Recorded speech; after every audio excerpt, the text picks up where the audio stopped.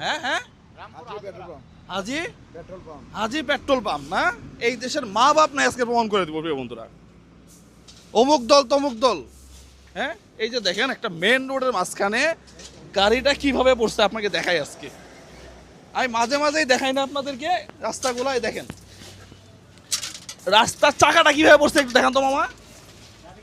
হ্যাঁ না, ভালো করে দেখান, সুন্দর করে দেখান। 0.5 অ্যাক্সিডেন্ট, হ্যাঁ দেখেন অবস্থাটা দেখেন। একটা রাস্তার মধ্যে চাকাটা কিভাবে পড়ছে আপনি দেখেন। এইটা একটা মেইন রোড প্রিয় বন্ধুরা, এইটা একটা মেইন রোড দেখেন আপনি। এই মেইন রোডে আসলেই এইভাবে, এই মেইন রোডে এইভাবে আমার গাড়িটা তো পড়তে পারতো, আমার গাড়িটা পড়তে পারতো। আমার সন্তান আছে, আমার ছোট বাচ্চা আছে, তাদের অবস্থা কি হইতো প্রিয় বন্ধুরা। এই যে দেখেন একেবারেই মেইন রোড, হ্যাঁ একেবারে মেইন রোড। এটা হচ্ছে পূর্বপাড়া এবং ঢাকা সিটির ভিতরে, হ্যাঁ অবস্থাটা দেখেন। রামপুরাতে, রামপুরা হাজিপাড়া, হ্যাঁ মামা পিছনে দেখেন। এই হচ্ছে আমার দেশের অবস্থা প্রিয় বন্ধুরা। আসলেই মাঝে মাঝে না আমরা স্তব্ধ হয়ে যাই বুঝছেন। একটা হাইওয়েতে গর্ত থাকবে, সেই গর্ততে ট্রাক পরে অবস্থাটা দেখেন তো, অবস্থাটা দেখেন। এখন এইগুলা দেখবে কে? এইগুলা দেখার সময় হবে কবে? এগুলো দেখার কোনো সময় নাই, এগুলো দেখার কোনো সময় নেই। এই দেশে বৃষ্টি হইলে রাস্তা নষ্ট হয়ে যায়। এক এমন দেশ, এই দেশে বৃষ্টি হইলে রাস্তা বন্ধ হয়ে যায়, রাস্তা নষ্ট হয়ে যায়। ঠিক আছে, আসলে বেশি কিছু বলার নাই, বেশি কিছু আর বলার নাই। হ্যাঁ এই হচ্ছে আমাদের অবস্থা। আসলেই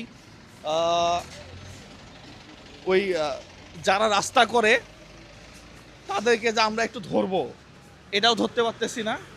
পাশাপাশি আমি দৌড়াচ্ছেন কেন? যারা রাস্তা করে তাদেরকে ধরবো সেটাও আমরা করতে পারতেছি না। এই যে যেই ভদ্রলোক রাস্তাটা করছে, হ্যাঁ এখন তাকে এসে ধরা উচিত না যে কি রাস্তা করলেন আপনি, এটা ডেবে গেল। বৃষ্টিতে রাস্তা কিভাবে নষ্ট হইলো, রোদ হইলে কিভাবে পিচ গলে যায়, ধরা উচিত কিনা? কে ধরবে? ওই সবগুলা হইতেছে ওই যে অমুক দল, অমুক ভাইয়ের দল, ওরা টেন্ডার দাও, ও টেন্ডারই করে এই কাজগুলা করে। আমার গাড়িটা যদি পড়তো তাহলে কি অবস্থাটা হইতো বলেন দেখি, অবস্থাটা চিন্তা করেন। এটা তার জন্য হয়তো মানুষের ক্ষতি হয় নাই, হ্যাঁ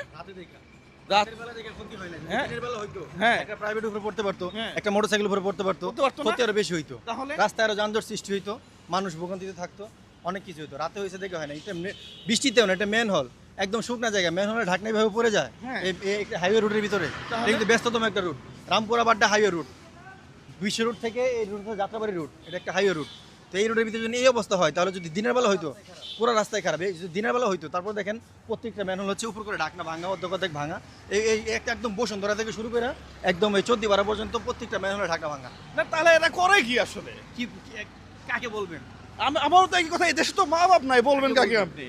তাহলে এটা করে কি আসলে? এই যে সামনে দেখেন গাদা, হ্যাঁ ওই গাদা এই একটা গাদা, হ্যাঁ এই যে আরেকটা গর্ত, হ্যাঁ একই সাথে দেখছেন, এই ওই জায়গার আরেকটা সামনে, হ্যাঁ একই সাথে কতগুলো চিন্তা করেন। তাহলে আসলে বলার কেউ নাই, এটা হচ্ছে সবচেয়ে বড় কথা। আমরা খালি দল নিয়ে ব্যস্ত। কাকে বলবেন? হ্যাঁ আমরা কাকে বলবো? আমরা বলবো যে দেখতেছি, আমরা দেখতেছি, এই হচ্ছে কথা। প্রিয় বন্ধুরা এটা একটু দেখেন, এই রামপুরা হাজিপাড়া না, হাজিপাড়াতে, হ্যাঁ এটা একটু দেখেন, হ্যাঁ পেট্রোল পাম্পের সামনে আইসা দেখেন যে কি অবস্থা, চক্ষু খোলেন। হ্যাঁ দল নিয়ে পড়ে থাকেন না। আমি অমুক দল করি, অমুক ভাইয়ের মিছিলে যাই, অমুক ভাইয়ের আগমন, এগুলো নিয়ে ব্যস্ত। ওই তারাই যদি 10টা ছেলে এসে বলে যে এটা কেন খোলা, তাহলে কিন্তু দেশটা সুন্দর হয়, তাহলে দেশটা সুন্দর হয়। আমি চিল্লাই, আরেকজন চিল্লায়, অমুক দলের ওই যে ল্যাপটপ যেগুলো আছে ওগুলো এসে চিল্লাও। প্রিয় বন্ধুরা সবাই ভালো থাকবেন, সালাম।